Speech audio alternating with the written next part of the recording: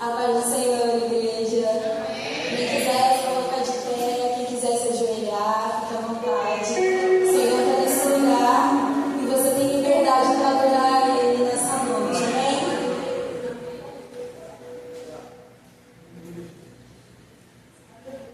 Aleluia.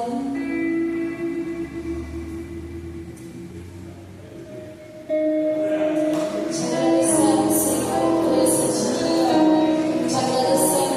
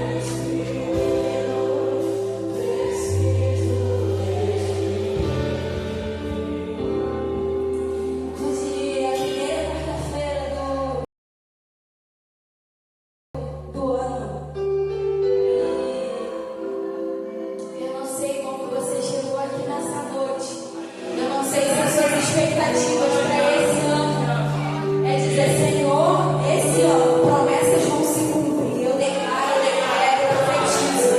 Amém. Amém. Assim será, se for o tempo do Senhor. Mas algo que no nosso coração a gente não pode deixar de ter é que a gente não pode abandonar o Senhor nesse ano, nem nesse nem outros. Acima de promessas, acima de bênçãos, acima de qualquer coisa,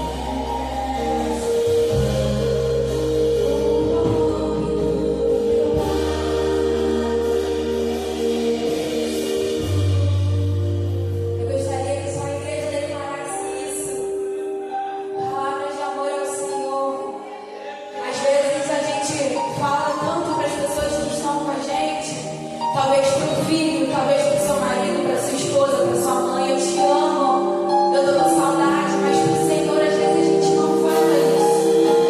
Às vezes a gente chega para orar, para dizer como foi o nosso dia, o que a gente precisa, e é isso. Mas a gente não para declarar que nós precisamos dele, que nós ansiamos por ele, que nós amamos ele, que a nossa alma precisa, depende dele. E eu gostaria que você declarasse isso, a igreja declarasse isso para o Senhor.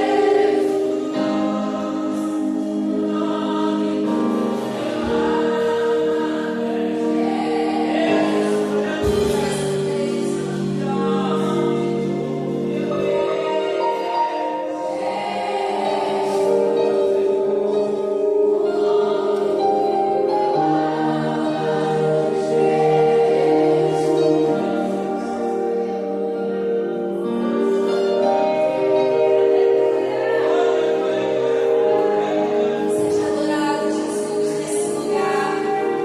Seja agradecido. A paz do Senhor para todos os irmãos, amém? Glória a Deus. Estamos na casa do Senhor para louvar e adorar o nome dEle. O nome que é digno de todo louvor, toda glória e toda honra. Amém? Todos que estão aqui para adorar o Senhor verdadeiramente, digam amém. Amém. Isso. Estamos aqui na casa do nosso Pai. É o nosso Pai, sabe? O nosso Deus de amor. Vamos falar sobre dízimos e ofertas, né? Dízimos e ofertas continuam também na parte da adoração, né? Adoração ao nosso Deus. Vamos ler Gênesis 4,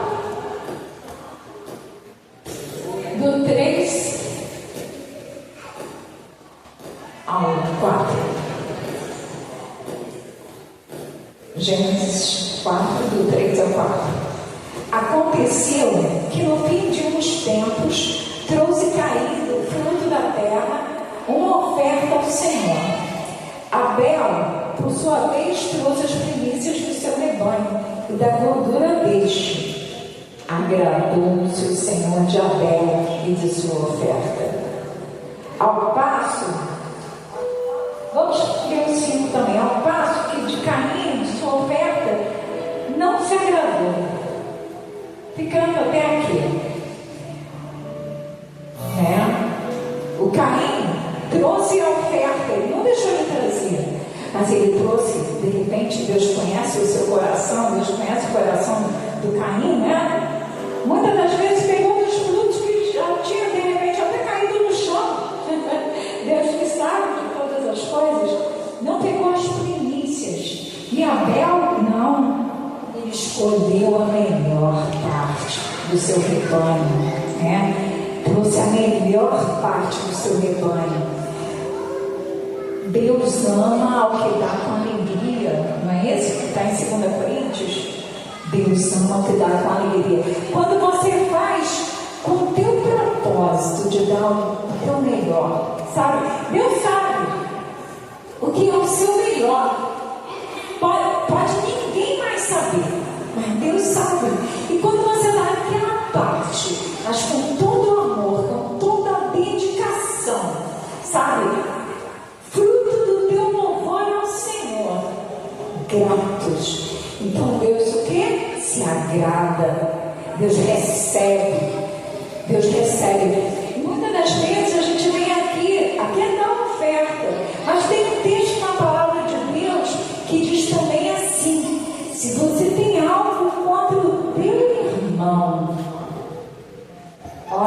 antes de vir aqui, vai até teu irmão e peça perdão.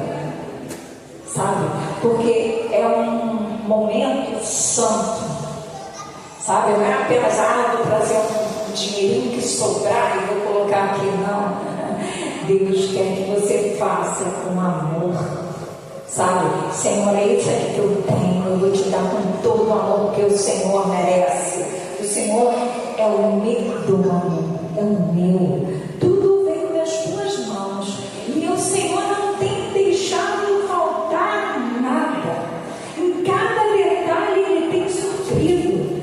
Todas as áreas da tua vida, se você olhar, você vai ver o quê? Você vai ver a provisão do Senhor. Então, toda vez que você vem à casa do Senhor, traga. O pastor João diz assim: traz na tua mão, né? A oferta e na outra Bíblia. Mas faça esse propósito dentro da tua casa. Sabe, antes de você sair, já faz esse propósito. Mas esse valor aqui pode até para os outros não ser muito, mas curtíssimo. O Senhor sabe que é o meu fruto, o meu amor para ti. Então é Ele que vai recompensar, é Ele que vai te abençoar. Sabe? Seja, zeloso com as coisas do Senhor.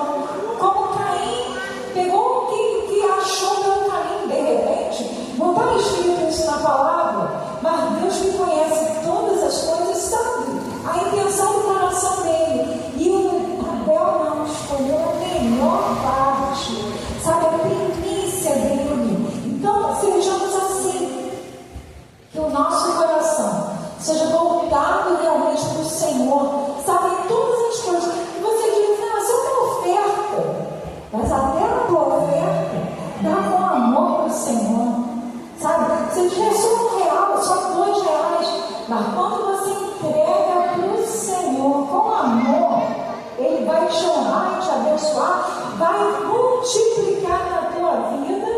Ele não faz barganha, a gente não pode barganhar com Deus, mas quando você dá com amor, Ele vai te abençoar, vai te recompensar, sabe? Quanto mais você dá para o Senhor, mais Ele vai multiplicar nas tuas vidas, na tua finança, na tua casa, na tua família. Nunca você acha: esse valor aqui é muito, eu tenho que pegar o menor. Saiba que se você der a primícia para o Senhor, Ele vai te honrar de uma forma grandiosa, para a honra e glória do Senhor. Eu estou falando isso aqui porque o Senhor está me tocando para falar. Deus vai honrar vocês quando vocês colocarem o coração realmente no Senhor, até nas mínimas coisas, até na oferta. Quando você disser: Senhor, isso aqui é para ti, com todo amor, Ele vai te honrar e te abençoar. Amém? Isso, a obra não pode parar. O pastor João está dizendo: a obra não pode parar. Estamos aqui em obra, né? E para a honra e glória do Senhor, estamos vendo a obra andando. Mas temos que continuar, né? Completar tudo que precisa ser completado. Para a honra e glória do Senhor, toda a tua oferta, todo dízimo, entregue aqui, mas entregue ao Senhor. Então Deus vai te honrar, te abençoar, e saiba que você é cooperador do reino de Deus. Tudo que você dá aqui, saiba que você está cooperando para a obra do Senhor. Em nome do Senhor Jesus Cristo, essa é a palavra que eu deixo, e todos venham aqui, todos. Quem não pegou ainda no envelope, disse que eu quero também, pode pegar. Os que vierem também, venham com a bênção do Senhor. Amém?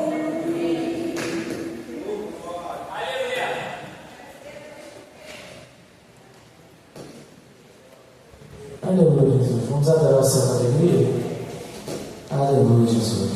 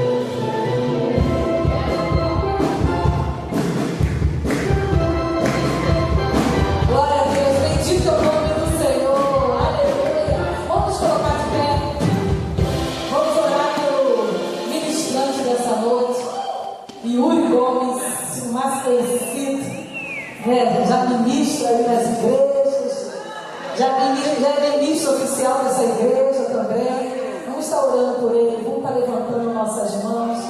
Pai, nós te louvamos, ó Deus, pela vida do Yuri. Te louvamos, ó Deus, porque o Senhor já tem preparado a tua palavra, Senhor.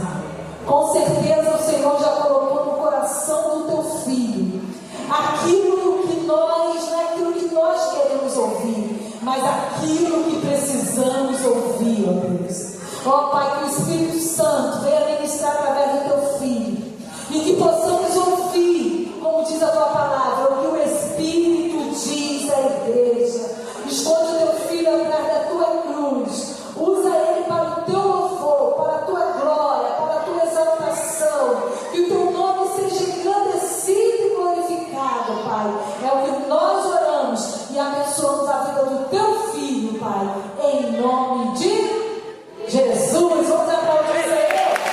Aleluia. Aleluia. Sabe o vídeo do Papai do Senhor, amém? Amém. Glória a Jesus.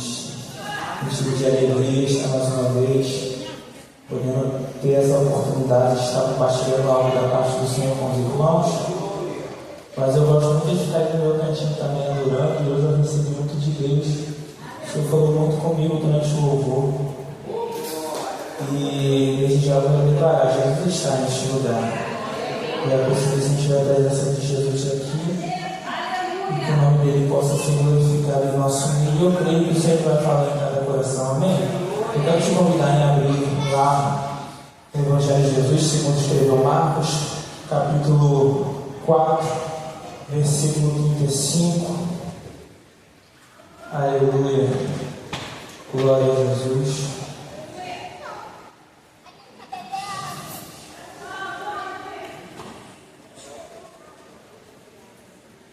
Quem achou, diga amém? Glória a Jesus. Vamos ler então, e vai dizer assim, versículo 35: Naquele dia, ao anoitecer, disse ele aos seus discípulos: Vamos para o outro lado. Deixando a multidão, eles o levaram no barco, e assim como estava, outro barco também o acompanhava.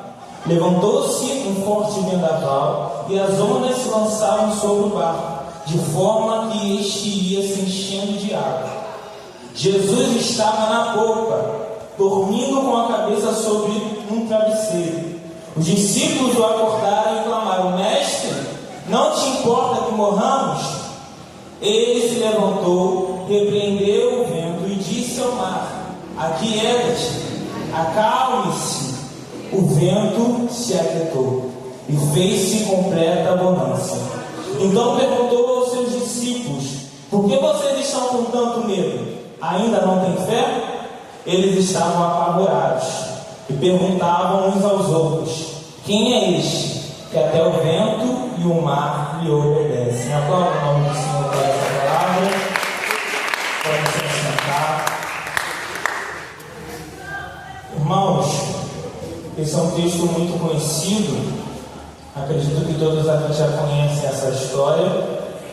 E aqui é uma história a qual o Senhor está fazendo um convite, está comissionando seus discípulos para um propósito, para uma chamada. Ele está convidando seus discípulos para entrar no barco com ele e ir para o outro lado da margem. Só que antes de entrar no contexto da história, eu queria trazer para os irmãos que quem está contando essa história, quem está nos narrando essa história, é o evangelista Marcos. Só que interessante é que o evangelista Marcos, ele não está inserido no contexto que nós acabamos de ler. O texto que nós lemos agora está sendo narrado pelo evangelista Marcos, porém o evangelista Marcos não está inserido no texto. Ele não é um dos discípulos que está entrando no barco com Jesus para ir para o outro lado da margem e cumprir o propósito ao qual o Senhor havia estipulado. Então, o evangelista Marcos, ele não está inserido diretamente, mas ele está inserido no texto indiretamente. E aí, quando eu estava olhando e estava observando, me chamou a atenção para poder entender mais a história de Marcos, quem é Marcos. E aí a palavra nos mostrar, lá em Atos, no capítulo 15, no versículo, para ser mais certo, no versículo 37, Marcos vai ser inserido no contexto E aí, qual é o contexto em que Marcos ele é inserido? É inserido quando Barnabé e Paulo eles estão fazendo suas missões, eles estão cumprindo ali a chamada, né? E aí Barnabé ele quer levar Marcos junto com eles para a missão. Só que Marcos, né, que até então era conhecido como João Marcos, Barnabé queria levar ele junto, só que Paulo vai chegar para Barnabé e vai dizer assim, ó, ele não pode ir com a gente não. Marcos não pode ir com a gente porque Marcos, até então, no momento em que ele era para fazer aquilo que ele deveria ter feito, ele abandonou o chamado, ele abandonou uma missão no meio do caminho. Marcos, ele é alguém, e a palavra não fala o porquê, qual foi o motivo, mas que em algum momento da sua vida, Marcos ele tomou decisão que não era para ser tomada. Ele abandonou a missão que não era para ter sido abandonada. Ele tinha sido chamado para um ministério, ele estava vivendo como missionário, ele estava inserido dentro do ministério de Paulo, e aí em algum momento Marcos ele vai lá e deixa de cumprir aquilo que ele tinha sido chamado para cumprir. E agora nesse momento em que Paulo e Barnabé estão iniciando uma nova caminhada, uma nova jornada, estão iniciando uma nova missão, existe essa vontade de Barnabé levar Marcos junto com eles. Só que Paulo está olhando e está dizendo, ele não pode ir com a gente. No momento em que ele era para ter feito que era aquilo que ele foi chamado para fazer, ele não fez. Ele abandonou no meio do caminho. Ele nos deixou para trás em Panfilha e simplesmente nos abandonou. Então agora ele não vai com a gente. Só que eu entendo que Barnabé, ele está pensando, ele está olhando para Marcos, ele está falando, o fato dele ter errado agora, não quer dizer que ele vai errar lá na frente. O fato dele ter falhado agora, não quer dizer que ele vai continuar falhando lá na frente. A gente tem que entender que João Marcos, ele era ainda moço, ele ainda era um jovem.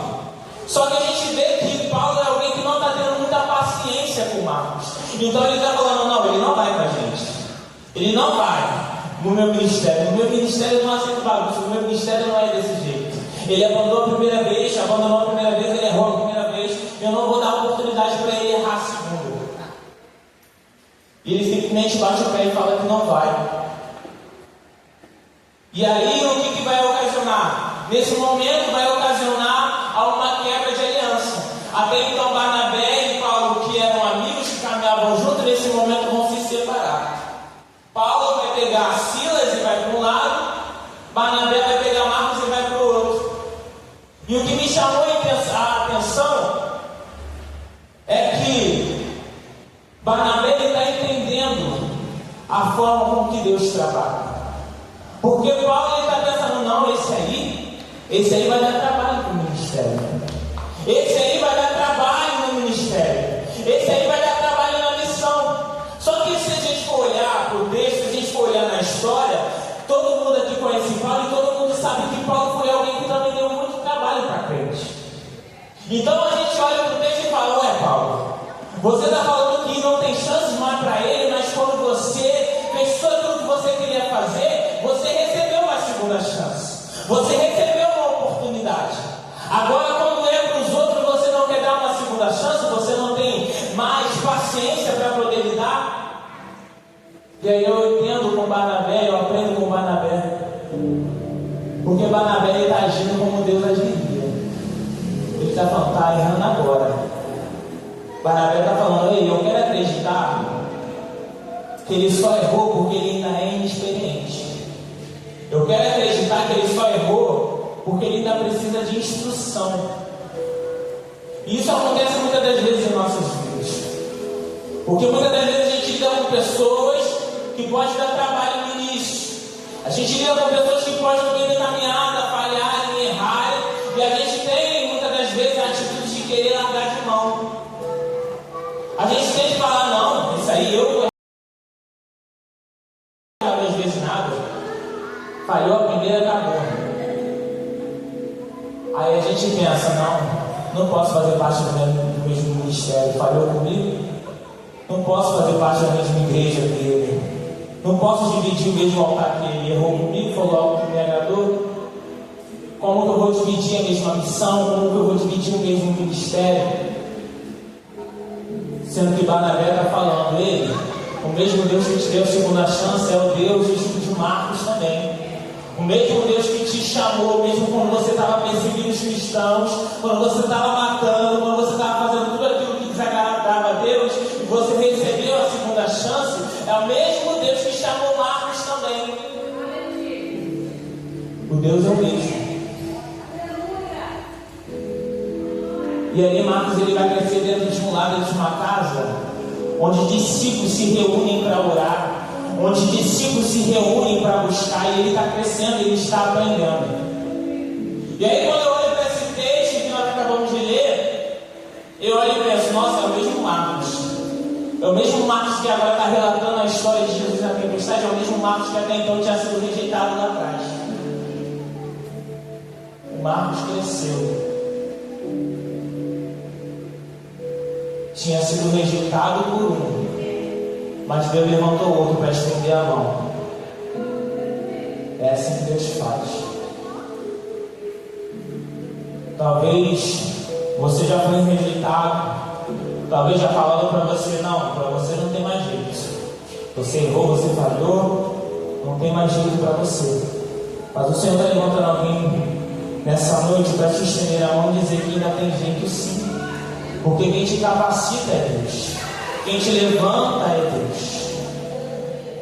Quem trabalha na sua vida é Deus. E se Deus fez uma obra na vida de Paulo, a qual aos nossos olhos parecia tão difícil de acontecer, imagina que Ele não pode fazer na nossa vida. E vai chegar um tempo que a gente pode precisar dessa pessoa que às vezes a gente tanto ignora, que a gente tanto fala que não preciso, não é o último ministério. E é exatamente isso que vai acontecer. Lá em 2 Timóteo, capítulo 4, Paulo está aprisionado. E ele vai chegar e ele vai dizer assim, ele, traz Marcos com você, porque ele é o último ministério. A mesma pessoa que até então falou que não era mais útil, a mesma pessoa que até então falou que não queria caminhar junto, que não queria dividir o mesmo ministério, a mesma chamada, agora está chamando porque disse que é útil. Entenda que o tempo está nas mãos de Deus. E para aqueles que se entregam diante do altar, o Senhor tem grandes coisas para fazer. E o Senhor ele fez uma obra na vida de Marcos. E ele cresceu. Marcos cresceu e agora ele está narrando essa história para a gente. E a história é: Jesus está convidando os seus discípulos, está chamando eles para um propósito, para uma direção e para um destino. Ele chama os discípulos e fala: passemos para a outra margem. Isso é bem interessante, porque nessa palavra passemos, nós vamos ver que tem duas coisas declaradas e estão muito claras aqui para a gente. A primeira é, dentro dessa palavra passemos, Deus está nos mostrando a chamada para um propósito. E também dentro dessa palavra passemos, Ele está declarando a promessa dele daquilo que estava para acontecer lá na frente. Ele já estava decretando um destino ao qual eles chegariam. E o que não estava incluído? O que não estava inserido dentro dessa palavra passemos? O que não estava incluído aqui era o processo. O chamado estava incluído, a promessa estava incluída, mas o processo não estava incluído nessa palavra passemos. E não estava incluído por quê? Porque o processo muitas vezes ele é doloroso. O processo às vezes ele pode dar medo, ele pode assustar. Então Jesus está falando aí, vamos, passemos para outra margem. Mas ele não está dizendo aí, passemos, vamos atravessar a tempestade que vai acontecer para a gente chegar ao nosso destino. Não, ele não está falando isso. E ele não está falando porque se ele avisa que tem tempestade, tem gente que não vai querer entrar dentro do barco. Se ele avisa que vai ter tempestade, tem gente que vai falar, então é melhor não ir. Se ele avisa que vai ter luta no meio do caminho, vai ter gente que vai se abster a entrar dentro do barco.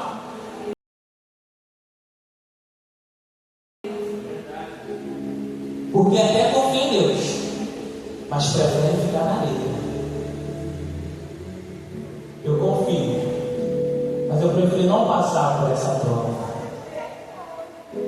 Quando Jesus está chamando, Ele não está chamando, Ele não está falando vai para outra margem, Jesus está falando passemos. Jesus não está mandando ir, Jesus está falando vamos. Existe uma diferença. Só que a gente precisa entender, se a gente vai segurar a responsabilidade de se abster a passar pelo processo, quando a promessa não acontecer, a gente tem que assumir a responsabilidade de não ter querido ir com Cristo quando Ele chamou. Porque a gente quer se abster ao processo, mas quer que a promessa aconteça. Mas a promessa é o destino, o processo é o caminho. O processo é o caminho. E aí Jesus está dizendo, ei, eu não vou falar que vai ter tempestade, porque tem gente que não vai querer ir. E eu quero que eles vivenciem aquilo que eu tenho preparado para eles.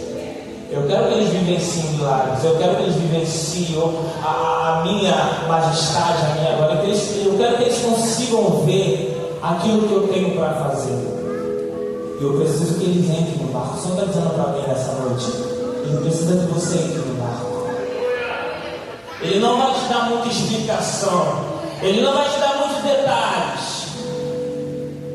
Às vezes a gente quer muitos detalhes, a gente quer saber, Deus, como que vai ser assim, vai ser assado, vai ser desse jeito. O Senhor está falando, não, passemos.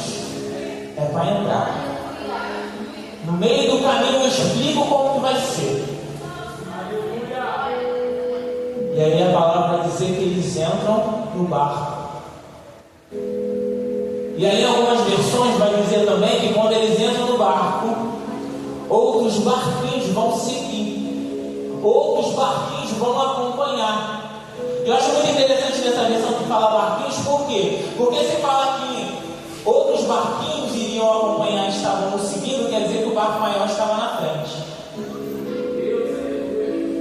Outros barquinhos estavam o acompanhando, quer dizer que o barco de Jesus era o maior. E aí eu entendo que os barquinhos que estavam seguindo não estavam seguindo porque os discípulos estavam no barco. Os barquinhos começaram a seguir não é porque tinha discípulo lá que era muito inteligente, que entendia de mar, que entendia de barco, que entendia de pesca, não era por conta disso.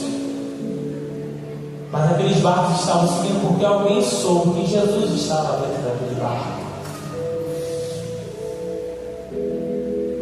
É uma coisa para a gente se policiar às vezes, porque às vezes a gente tem até admiradores, a gente tem pessoas que nos acompanham, a gente tem pessoas que nos seguem, e a gente não pode achar que é por conta da nossa capacidade. Não é porque eu canto bonito, não é porque eu falo bonito, não é porque eu prego bonito, não é porque eu tenho uma boa oratória. Mas é porque eles enxergaram algo diferente em você e é por isso que estão acompanhando você. É porque eles estão olhando para você, eles estão vendo que mesmo em meio à tempestade existe um Deus que está operando. Está olhando para você com admiração, estão acompanhando vocês porque eles enxergaram uma presença diferente na vida de cada um de vocês, na vida de cada um de nós. Não é por conta da nossa capacidade, não é por conta do que nós podemos fazer. E aí aqueles barcos estão seguindo, e aí de repente vai acontecer uma tempestade, vai acontecer um vendaval. Entenda que a tempestade que está falando aqui não é uma tempestade de chuva, é uma tempestade de vento. Vai acontecer uma ventania tão forte que vai começar a bater nas águas. E as águas vão começar a se movimentar, e nisso que as águas se movimentam, começa a jogar água para dentro do barco. E quando começa a cair água dentro do barco, começa o barco a pesar e o barco começa a naufragar. E aí, quando eu vejo essa tempestade, eu vejo que é uma coisa super normal. Eu quero dizer para vocês que quando eu olho para essa tempestade, eu não vejo nada de sobrenatural aqui.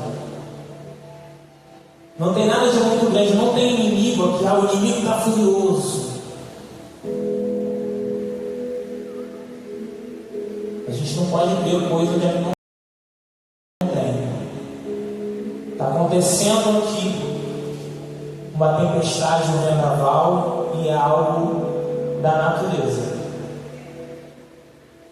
É algo geográfico.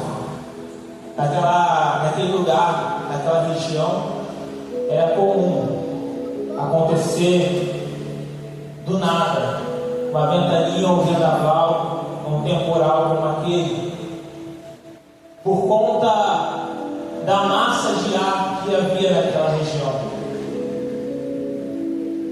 Nas partes mais baixas, onde ficava o Namor, que é uma Galileia, ali estava o ar quente, a bacia, o ar quente. E nas partes mais altas, que eram os montes, Monte Hermon, a qual em cima, a superfície era coberta de gelo, ali havia o ar frio, e esse ar frio descia pelas costas dos montes e envolvia ali aquela região. E quando se chocava o ar quente com o ar frio, causava essa tempestade, causava esse vendaval.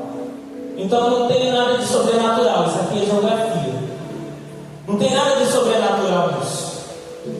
É somente dois ares diferentes que entraram em contenda, em confusão, e estão causando tempestade no mar em que eles estão. São coisas diferentes que estão se chocando, causando contenda e atingindo quem não tem nada a ver com a história. É algo sobrenatural, não é? É algo natural. Se chocaram, aconteceu uma mudança de clima, está trazendo a tempestade. Mas tudo aquilo que eu aprendo, tudo aquilo que eu li, eu devo tirar uma lição daquilo ali. E a lição é: um ar se envolve com aquilo que é frio, o outro ar se envolve com aquilo que é quente. Os dois não conseguem se misturar sem causar problema. Só que o problema que os dois causam junto atinge quem não tem nada a ver com a história. O problema, a contenda e a confusão que os dois causam junto atinge quem não tem nada a ver com a situação. Eu não sei se você está entendendo, mas muitas das vezes contendas, disse-me-disse, fofoca, atinge muitas das vezes pessoas que não têm nada a ver com a história. Traz vento para pessoas que estão próximas. A contenda ela vem e ela vai aumentando, vai trazendo problema, e quando você vai ver, ela já trouxe uma tempestade tão grande que atinge até quem está no barco. Tem gente que só estava no barco para cumprir a missão, mas tem gente que está no barco para causar intriga e confusão, e está atingindo e está atrapalhando quem está tentando fazer a missão. A gente precisa ficar ligado, porque vai acontecer certas coisas que é para te tirar o foco. Vai acontecer certas coisas que é para tirar você totalmente da direção. Você acha que não tem? A gente precisa estar ligado, porque se não existe um consenso entre as duas partes, quem está no meio acaba se ferindo. Eu vejo isso como exemplo aqui na igreja, nossos pastores, e a gente vê muito a parceria deles, e por conta da parceria a gente vê as coisas fluindo e dando certo. Porque talvez se não tem a parceria, se não tem a união, se existe a contenda, se existe o problema, além das coisas não andarem, daí ia atingir quem está junto. Quem está junto, quem está na casa, quem está no ministério. Se a liderança não está alinhada, se a liderança não está andando em concordância, os liderados acabam sendo atingidos pelo vento e pela tempestade. Então você consegue entender a importância dessa união? Vocês conseguem entender a importância de ter esse alinhamento? E é o que está acontecendo, e é o que não está acontecendo naquele barco. A tempestade veio, o vento veio, e a palavra vai dizer que aqueles discípulos estão amedrontados, eles estão assustados, eles estão apavorados com a situação, com aquilo que está acontecendo. E aí a palavra vai dizer que em meio à tempestade, em meio ao vendaval, Jesus está dormindo. E Jesus está dormindo na polpa do barco. Ele pega seu travesseiro, ele bota lá o seu travesseiro na polpa do barco e ele vai dormir. É interessante, não sei, alguém aqui conhece de barco? Alguém entende de barco? Acho que mulher sabe, conhece mais ou menos? O barco ele tem 3 divisões. A frente é a proa, o meio é a nau e atrás é a polpa. Os discípulos eles estão na frente, eles estão na proa, eles estão vendo a tempestade acontecer, mas da proa eles não conseguem ver Jesus. Da proa eles não conseguem ver Jesus na tempestade. E Jesus está descansando onde? Jesus está descansando na polpa. Só que vocês sabem o que tem na polpa? O que tem na polpa, pastor Gilberto? O leme e o motor. Para que o leme serve? Para dar direção. Jesus está dormindo, mas ele ainda está na direção. Jesus está dormindo, mas ele ainda continua na direção de tudo. Não é porque você não está vendo que ele perdeu o controle da situação. Não é porque você não está enxergando ele, não quer dizer que ele não esteja ali. Jesus ele está dormindo, mas ele está no lugar de direção. Ele está no lugar onde ele conduz o barco. Entenda uma coisa, Jesus ele não perdeu o controle da sua vida. Jesus ele não perdeu o controle da situação. Às vezes a gente olha para a situação e a gente pensa, nossa, Jesus esqueceu de mim, Deus esqueceu de mim. Porque eu estou vivendo essa tempestade e ele não está vendo. Aí, os discípulos vão chegar até Jesus, vão abordar Jesus, vão clamar e vão dizer, ei, olha a tempestade ali, você não se importa que morramos? Não te importa que nós pereçamos? Eu imagino que o pensamento de Jesus seja esse: você acha que se eu não me importasse com você, eu teria estado com vocês comigo? Talvez se eu não me importasse com vocês, vocês não estariam nem junto no barco comigo. Talvez se eu não importasse com vocês, eu não teria colocado na mão de vocês algo tão valioso. Talvez se eu não me importasse com vocês, eu não teria dado tantos livramentos a vocês. Talvez se eu não me importasse com vocês, eu não estaria vivendo tudo isso que eu vou viver aqui na terra por causa de vocês. E muitas das vezes é a pergunta que nós fazemos ao Senhor: não importa o que pereçamos? E o Senhor está perguntando para mim, para você nessa noite: você acha que eu não me importo com você? Você acha que você teria sobrevivido ao ano de 2025 se eu não fosse na tua vida? Você acha que você teria chegado em 2026 se eu não me importasse com você?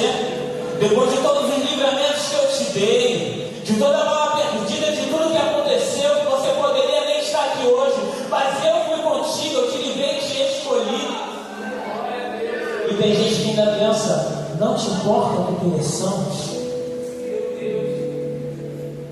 Mas o Senhor está dizendo: ei, eu não te chamei no barco sozinho.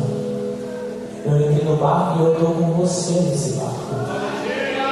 Eu entrei no barco e eu estou contigo dentro desse barco.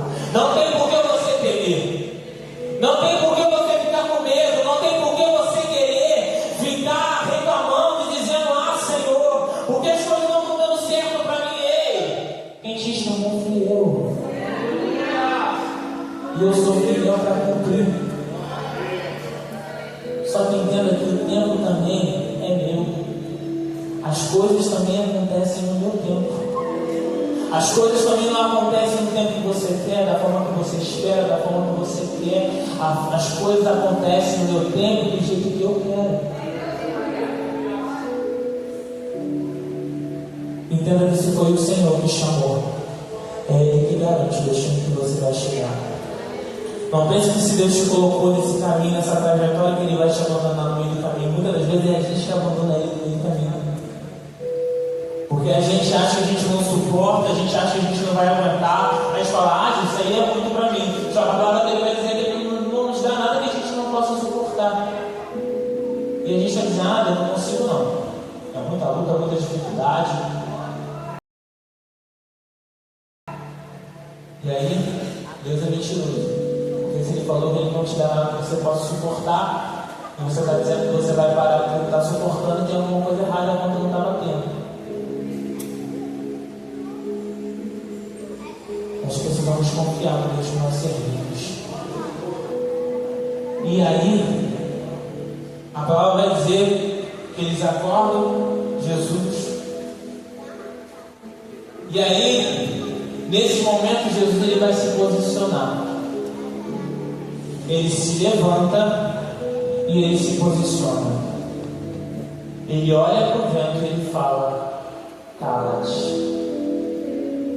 Ele olha para o vento e ele fala, acalma-te. Esse é o nosso Deus. Aquilo que aos nossos olhos parece ser impossível, para Deus basta uma palavra e acontece. Aquilo que para nossos olhos parece não acontecer, ser difícil de acontecer, está muito longe da nossa realidade, para Deus basta apenas uma palavra, o estalar de Deus e acontece, e é por isso que nós precisamos confiar nele. É por isso que nós não podemos olhar para a situação e olhar para a realidade que nós estamos vivendo, porque o Senhor ele não opera de acordo com a realidade, Ele não se baseia na realidade para poder operar e agir. Ele opera no sobrenatural. Aquilo que aos nossos olhos parece impossível, é aí que Jesus entra e opera e acalma a tempestade. Aquilo que para você parece impossível, o Senhor está dizendo essa noite, ei, não se esqueça que eu estou no barco, foi eu que te chamei para essa obra, foi eu que te prometi. Então a realidade pode estar dizendo não. Assim como o Paulo estava dizendo não para Marcos, a realidade às vezes vai dizer não para você. Só que o Deus que abriu as portas para Marcos é o mesmo Deus que abre as portas para você também. Porque o Deus que levantou Marcos, que capacitou Marcos, é o mesmo Deus que capacita você e capacita cada um de nós nessa noite. Nós olhamos e nós pensamos, nós não somos capazes, nós não vamos viver, não vamos alcançar, porque estão dizendo que não vou chegar lá, estão dizendo que eu não vou conseguir. Está dizendo que meu filho não vai sair da droga, está dizendo que o meu casamento não vai andar, que o meu casamento não vai para frente. A realidade que está dizendo é essa, mas o Senhor tem uma palavra diferente para a sua vida.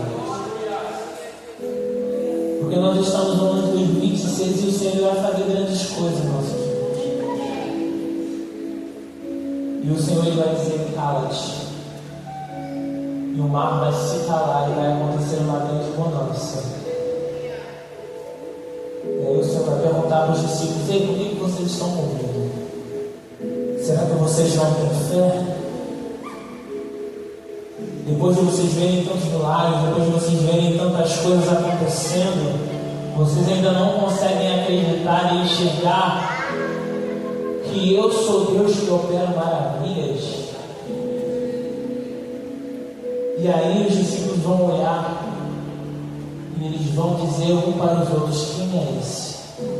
Que até o vento e o mar lhe obedecem. Entenda que eles estão indo a um destino. Eles estão indo a um destino. E que destino é esse? É Gadara. O destino que eles estão indo é um lugar onde crente não tem coragem de ir. Porque Gadara é um lugar onde o povo não serve a Deus. Gadara é um lugar onde o inimigo ele está dominando as coisas.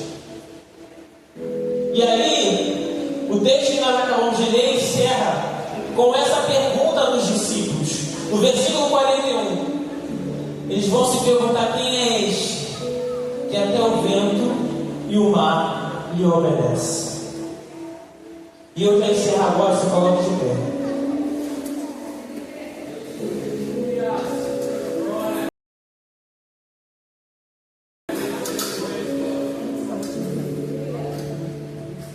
Eles estão se perguntando: quem é esse que até o vento e o mar lhe obedecem? Eles estão na presença do Todo-Poderoso. Eles estão na presença dos Santos dos Santos, mas ainda não reconhecem, não conhecem ainda o Deus que eles servem. Eles estão igual no caminho de Emaús, estão do lado, estão caminhando junto, só não sabem quem é. Senta na mesa junto, só não sabe quem é. E aí, o versículo 41 encerra com essa pergunta. Os céus do louvor pode subir.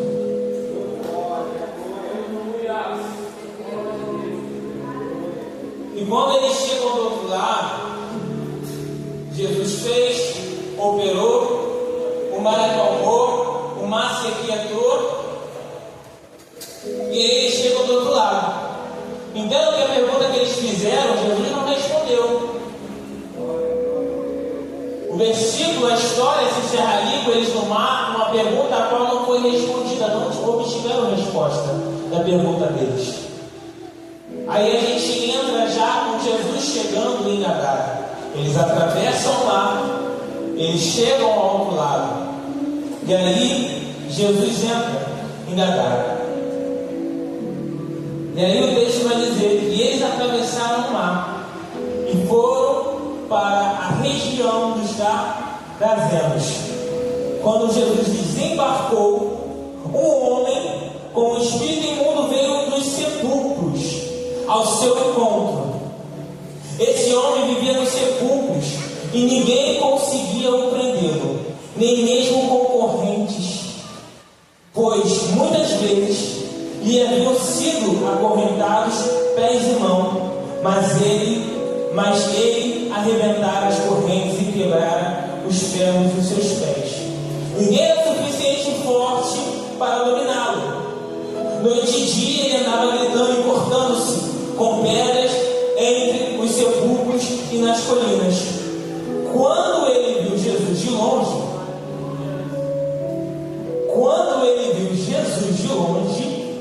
ele correu e prostrou-se diante dele. E ele gritou em alta voz: que queres comigo, Filho do Deus Altíssimo? Isso aqui é interessante, porque se a gente pular o versículo 7, a gente encerra no versículo 41 e a gente pula para o versículo 7, a gente vai ver que os discípulos estão obtendo uma resposta. Os discípulos estão perguntando: quem é este que até o vento e o mar lhe obedece? Aí sabe quem responde os discípulos? O demônio. Sabe quem está dando a resposta para os discípulos, para a pergunta que eles fizeram? O próprio demônio. Ele está dizendo: ó Filho do Deus Altíssimo. Sabe o que o demônio fez? Ele correu até Jesus e ele se prostrou diante de Jesus. Entenda que a tempestade está grande, mas o Deus que você serve, até o inimigo se prostra diante dele. Essa tempestade não é maior que o seu Deus. Essa luta que você passa não é maior que o seu Deus. Porque até os seus inimigos, eles reverenciam o poder e a glória de Deus. Até o inimigo, quando está diante da presença do Senhor, ele tem que se prostrar, porque Deus está no comando de tudo. Entenda, o seu Deus não faz só milagres. O seu Deus não faz só o mar abrir. O seu Deus não acalma somente a tempestade, mas Ele faz os seus inimigos se prostrarem diante dele. Não existe inimigo que fique de pé diante da tua casa. Não existe inimigo que fique de pé diante da tua família. Não existe inimigo que fique de pé diante das promessas que o Senhor decretou na sua vida. Se o Senhor Ele disse, Ele vai cumprir. Basta você confiar. A gente precisa entender quem é o Deus que nós servimos, porque o Deus que nós servimos é um Deus poderoso. E eu entendo aqui que quando eles estão no mar, Jesus está perguntando para eles: por que vocês estão com medo? Sabe o que eu entendo? Jesus não precisava levantar para acalmar o mar. A palavra diz que Jesus levanta, Ele libera a palavra e Ele repreende. Ele repreende o mar. Mas sabe o que acontece? É uma coisa tão simples que muitas das vezes a gente deixa de repreender. A gente pensa, é algo tão banal, é algo tão simples. Mas o Senhor Ele repreendeu e o mar se calou. E sabe o que o Senhor, sabe o que eu entendo com isso? Que quando nós estamos na presença do Senhor, o Senhor Ele nos dá liberdade, Ele nos dá autoridade para liberar certas coisas. Quando eu vejo o inimigo se prostrando diante de Jesus, aquele homem que estava até então endemoniado, que estava com o espírito imundo, nesse momento ele se prostra diante do Senhor. Eu vejo quão poderoso é o Deus que nós servimos. E a palavra do Senhor vai dizer que Ele nos dá autoridade. A palavra do Senhor vai dizer que Ele nos dá autoridade. A gente não precisa ficar esperando algo do céu acontecer, porque tem coisas, vai ter atitudes que o Senhor vai esperar que você tome.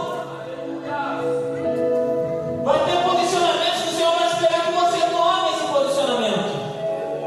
As coisas estão acontecendo dentro da tua casa, dentro da tua família, no teu trabalho, e você está esperando as coisas melhorarem. Ei, levanta a tua voz em oração, porque o Senhor te deu autoridade para isso.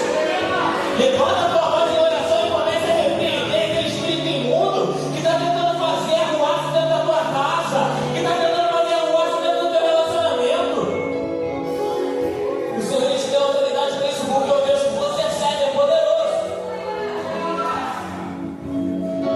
E aí eu vejo eles no meio da tempestade, e a palavra vai dizer que eles entram no mar e outros barcos os seguem. Só que o interessante é que quando a tempestade chega, a palavra vai dizer que a tempestade atinge o barco. A tempestade veio, o vendaval veio, mas a palavra vai dizer, não vai nos dizer que a tempestade atingiu os barcos, não fala no plural. Você pode olhar na sua Bíblia aí, a palavra vai dizer que a tempestade atingiu o barco, a água começou a entrar no barco. O vento chega para poder impedir aquilo que Deus tem para fazer. Sabe por que o vento está tentando parar? Porque eles vão chegar do outro lado, e existe alguém do outro lado que precisa de restauração. Eles vão chegar do outro lado e existe alguém que precisa de libertação. Existe alguém do outro lado que perdeu a honra, e Jesus está indo para o outro lado para poder devolver a honra de alguém. O Senhor está indo para o outro lado para poder devolver e mudar as vestes de alguém. Ele está indo para o outro lado para poder mudar a vida de alguém. Então entenda, o Senhor está te chamando para poder mudar vidas também. O Senhor te chamou para poder trazer a honra para pessoas também. O Senhor está te chamando para trazer libertação para outras vidas também. E por conta disso, o vento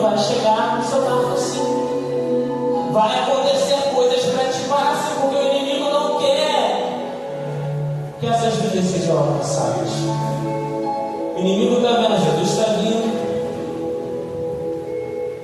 Esse homem foi o inimigo que tirou a honra dele. Foi o inimigo que fez a arruaça na vida daquele homem.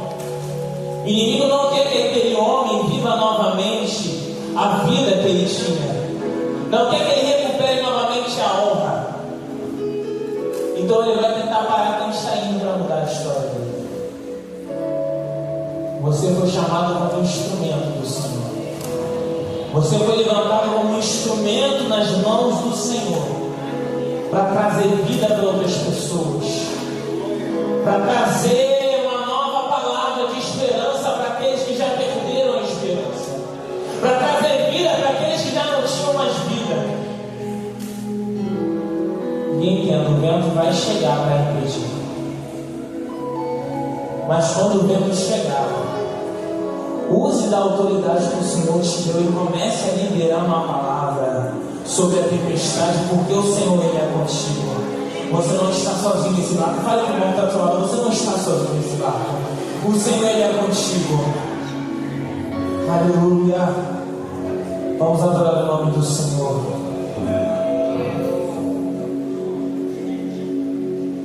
Aleluia, Jesus. O Senhor ele é contigo.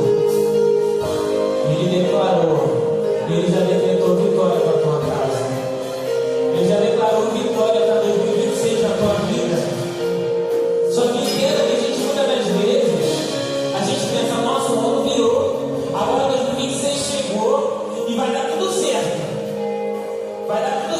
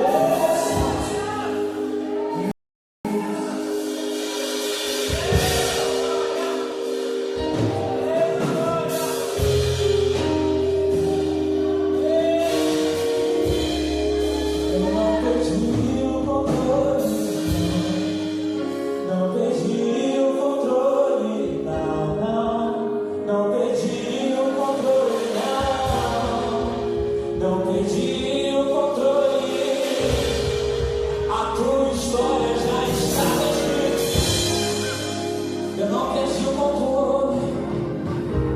Eu não perdi o controle. Eu não perdi o controle. Só parece que está perdido. Só parece que não tem saída, mas ele não perdeu o controle. Ele não perdeu o controle. Eu não perdi o controle. A tua história já está escrita. Ele não perde o controle. Ele não perde o controle. Ele não perde o controle. Tá nas mãos de Deus. Ele não perde o controle. Ele não perde o controle. Ele não perde o controle.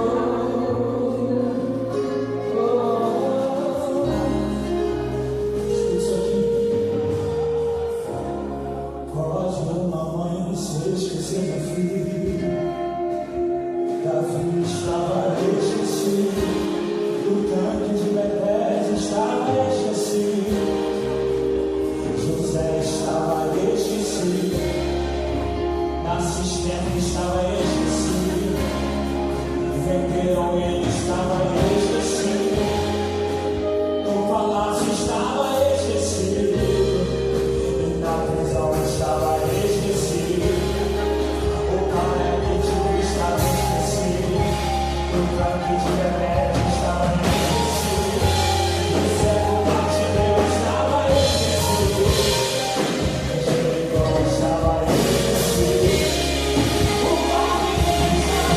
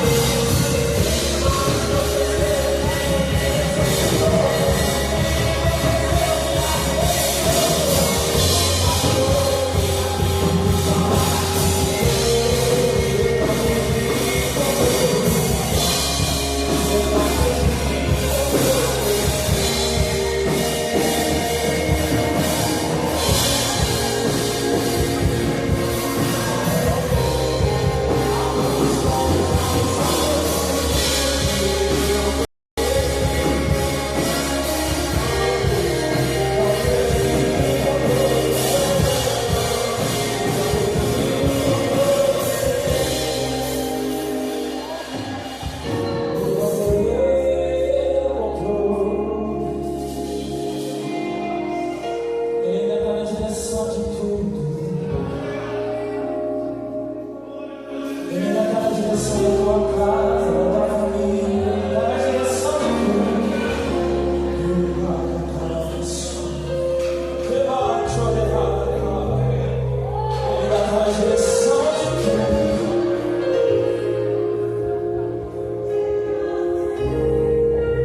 Você falou pra ele, eu vou parar. Você falou pra ele, eu vou desistir. Mas ele está dizendo pra você, eu tô no controle de tudo. Não parar, suporta. Eu não perdi o controle, não. Eu não perdi o controle, não. Eu não perdi o controle. Só parece que perdeu. Só parece que tá sem saída, mas ele não perdeu o controle. Ele está liberando a palavra para quem está nessa noite. Ele está liberando a palavra para a tua casa nessa noite.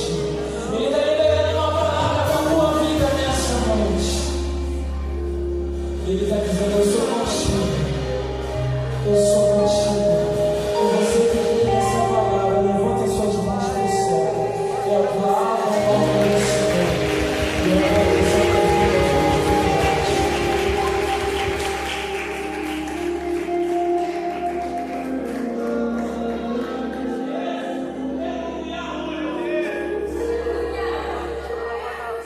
Esse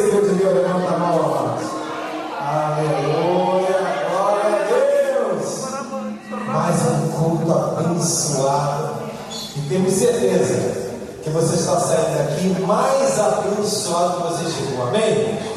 Glória a Deus. Que cada culto o Espírito Santo venha se manifestar neste lugar, amém? Porque aqui é lugar de liberdade, aqui é lugar de adoração, aqui é lugar de comunhão, de unção, de poder, de adoração ao Senhor, amém, irmãos? Glória a Deus. Estamos encerrando o culto, mas lembrando os nossos irmãos que sábado tem consagração, né, irmãos? E se chover aqui no culto, vem chuva mesmo, porque nas festas a gente vai molhado. Vai ou não vai, irmãos? Nas festas, a gente arruma guarda-chuva, arruma sombrinha, arruma carona, chama o Uber. Não posso perder essa festa, não. A melhor festa é o culto. É estar na presença do Senhor. Então, sábado de manhã, 8h30, estamos aqui, depois daquele cafezinho, né, irmão? E oração pelas fotos, pelos pedidos. E lembrar os irmãos também que no domingo nós temos EBD às 17 horas, tá bom, irmãos? E os nossos cultos agora, as mulheres estão ficando nas alturas, né? Tá lá, ó, só dando glória, né? As mulheres lá, ó, no sábado se humilham de joelho, no domingo estão nas alturas. Olha que vitória, aleluia! Os juniores adolescentes estão ali, as crianças lá com a nossa querida Tia Kelly, e lá em cima os varões. Não podem deixar de estar aqui no domingo na EBD. Então, não é muito importante que os varões se animem para estarem aqui na EBD no domingo sem falta, em nome de Jesus. Eu quero também aproveitar para glória a Deus. Aleluia. Irmãos, e depois da EBD, nós vamos ter um intervalo, o culto começa às 6h30, 18h30, começa o culto no domingo. Traga um visitante, precisamos dessas cadeiras sendo todas preenchidas, né? Então não deixe de estar aqui no domingo, para a glória de Deus. E o mês de janeiro é o mês de reformulação da agenda da igreja, né? Vamos estar nos reunindo alguns momentos aí, mas hoje eu quero avisar os irmãos que a obra não pode parar, amém? Quem está orando para a obra não parar? Hoje tem cachorro quente, cachorrão, mas é cachorrão, é um pastor alemão na cantina te esperando, aquele cachorrão, completão, que é um jantar. Então o crente tem um amor ao próximo. Então você vai pagar o seu e vai pagar quem está do teu lado. Você vai pagar o cachorrão lá na cantina, para a gente ter investido nas tintas. Agora nós vamos estar pintando a igreja toda de cinza clarinho, tá bom, irmãos? Essa semana aí estaremos pintando toda a igreja, tá bom? Então só isso, R$6, é isso? Não, 6 com um copo de refrigerante, 5 tá barato demais, não, tá errado isso, irmão. Tá muito barato, olha, vai ter fila. Então quando acabar o culto, vamos lá comer aquele cachorrão, aquele pastor alemão te esperando lá na cantina, na unção, ketchup, maionese, ervilha, milho, olha, feito com muito carinho, glória a Deus. O culto que bala, aleluia, já tem data, e nem iniciamos a agenda, já botaram data. Glória, então vamos anotar, irmãos, 31 de janeiro, mês de férias, né? Vamos montar esse culto aqui com jovens, adolescentes, amigos, familiares. Então não deixe de estar aqui em nome de Jesus, tá bom? Então vamos colocar de pé, vamos encerrar para dar tempo para lanchar e pagar com o nosso irmão. Vamos, irmãos? Gente, é muito barato, né? E todas as quintas-feiras, né, todas as quintas-feiras está tendo oração no prol do retiro. Irmão, não esqueça não que o carnaval, o feriado do carnaval, que é o retiro, é agora mês que vem, em fevereiro. Então nós temos que apressar para pagar, para saber como é que está o andamento, já está tudo certo no local, né? Então, melhores detalhes, nosso irmão Jean e toda a equipe com ele, tá bom? Vamos fechar nossos olhos, vamos estar orando, glorioso a Deus, Pai, em nome de Jesus. Obrigado a Deus pelo mover do teu Espírito, obrigado a Deus pela vida do Yuri, esse jovem caloroso, abençoado, ungido de Deus. Senhor, continua cobrindo ele com o teu sangue, ó Deus, preparando ele para Ó Deus, abençoa os nossos visitantes, os nossos irmãos que se encontram, leva-nos em paz, ó Deus, nos dê um mês, uma semana, ó Deus, todo esse mês de janeiro, ó Deus, que seja um mês consagrado ao Senhor, seja dias felizes, dias de boas notícias, dias abençoados, ó Deus, assim nós oramos, ministramos sobre a vida de cada irmão que veio aqui hoje, que possamos sair daqui